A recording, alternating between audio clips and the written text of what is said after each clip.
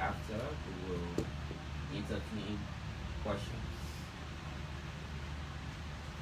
Electing sanctioned individuals or by signal, CENTAL frowns on citizens' action and calls on LACC to timely investigate and prosecute those concerned. Monrovia, Friday, November 3, 2023. Distinguished ladies and gentlemen of the press, fellow Liberians and development partners, we would like to begin by appreciating the National Elections Commission for conducting a largely free, fair, and transparent process, despite some packets of issues identified.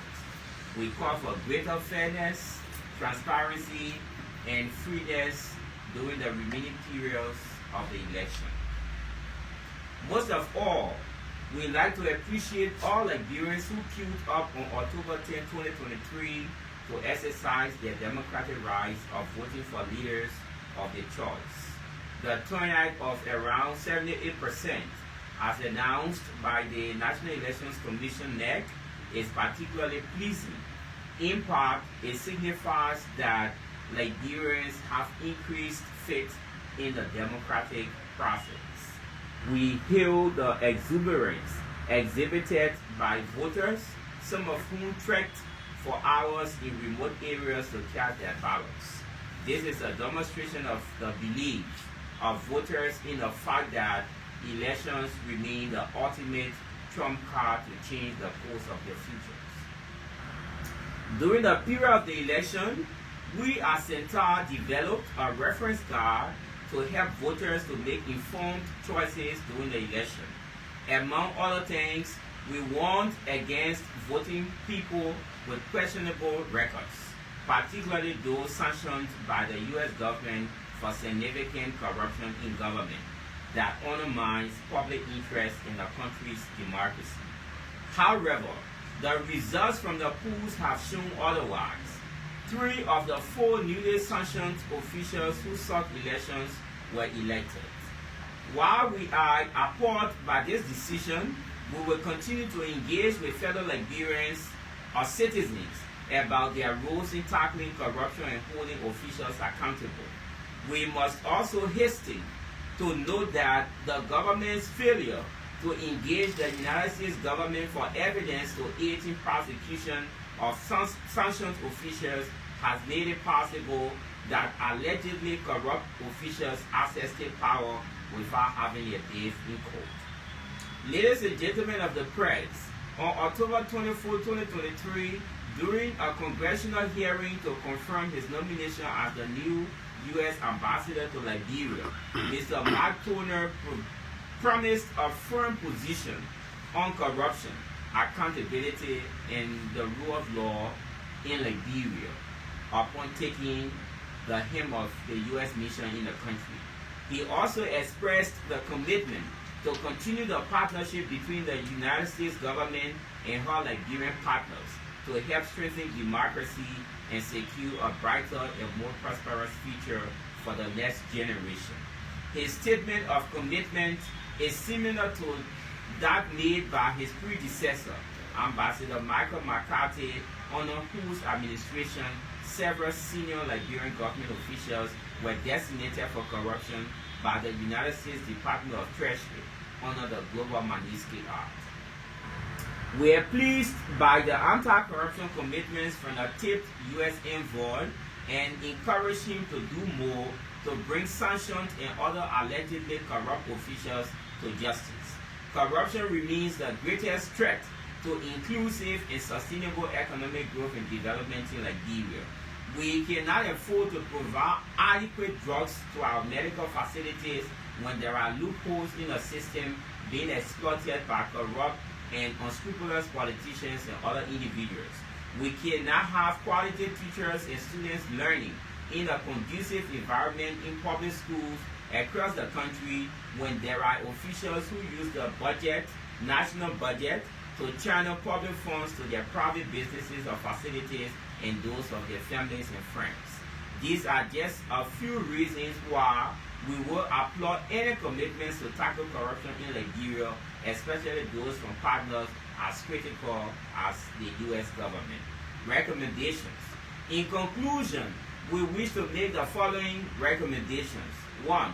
We call on the new leadership of the Liberia Anti-Corruption Commission to break the culture of impunity by engaging the United States government for evidence to aid prosecution of the said officials and others accused for corruption and the abuse of public trust and resources in Liberia.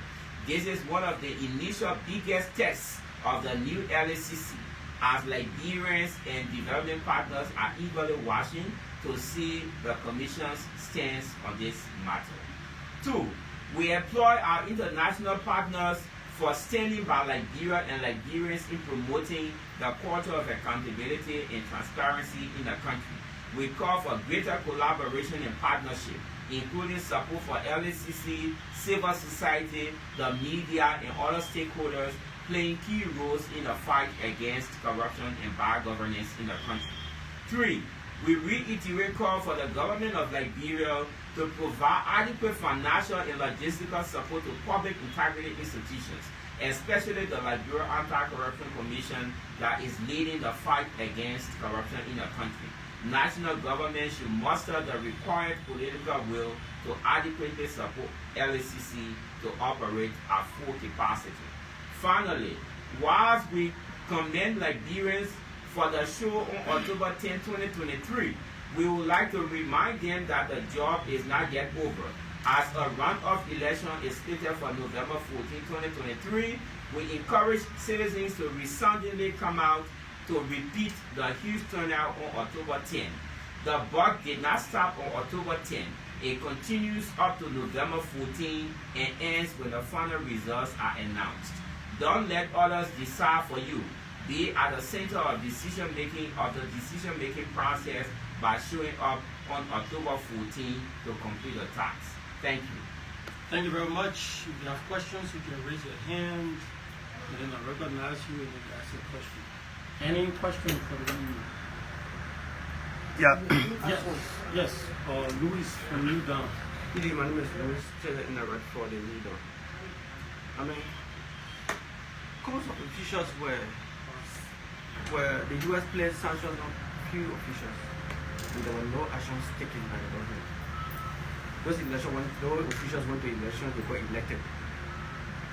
Now, what do you think the new LACC, or to what extent do you think the new LACC will push forward against them to somehow investigate them or to take action against them?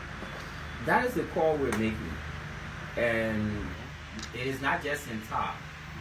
Folks in the media, Liberians out there, and even the partners are eager to know what's going to happen or what would be the Commission's stance on this matter. We had a press conference earlier, about a month or so ago, and we called on the new leadership of the Liberia Anti-Corruption Commission to take this matter very seriously. We are reiterating that call. While it's true that the LACC is largely owner-supported at the moment, although the budget for the commission has slightly increased over the last few years, we still believe that the government needs to do more so that LACC has what it takes to operate. But the onus is also on the LACC to do the needful in terms of being very robust in its fight against corruption. Once it does that, in addition to what comes from the government of Liberia, development partners are also more likely going to support the commission, perhaps logistically and technically. So we're saying that the commission has to think about what it does in bringing people to account for their actions, especially individuals that have been sanctioned by the U.S. government. We were very clear with the statement that part of the reasons why these people got elected is the fact that the government of Liberia refused to seek the support of the U.S. government to investigate and prosecute them. We're not saying that sanctions are convictions, but of course when you are accused, like the U.S. government has done, it is just good that these people have their days in court. So the most logical thing we believe the government can do is, even in the best interest of those who have been accused, to urge the U.S. government, Liberian government, to go to the U.S. government and seek evidence so that they prosecute them. If they are exonerated, fine. But the matter cannot keep hanging for over 2 years. The last batch for over a year, and we keep seeing a repeat of the past. So we are not happy about the fact that most of them were elected, with the exception of Senator Vanny Sherman from Grand Cape Mount County. Senator Prince Johnson is one of those elected. Senator Nathaniel McGee, Senator-elect for Mike and Senator Bill Twawe, Senator-elect for Riverside. It is not a good sign. It doesn't show our commitment in the fight against corruption, especially so that we cry every now and then going to the Americans and other partners for support, and these people are saying that these are the people who have been helping to stall the progress of the country. They have been corrupting our resources.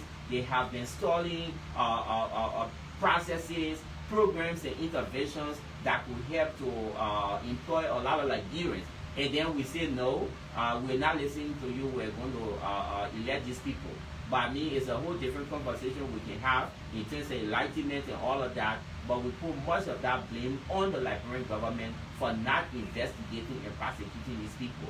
If they had done that, probably we would not have been at that point, or at the point we are at the moment. So the most important thing we can do right now is to call on the LACC, the new leadership of the LACC, to treat this with the level of urgency required, so that these people are held accountable for their actions.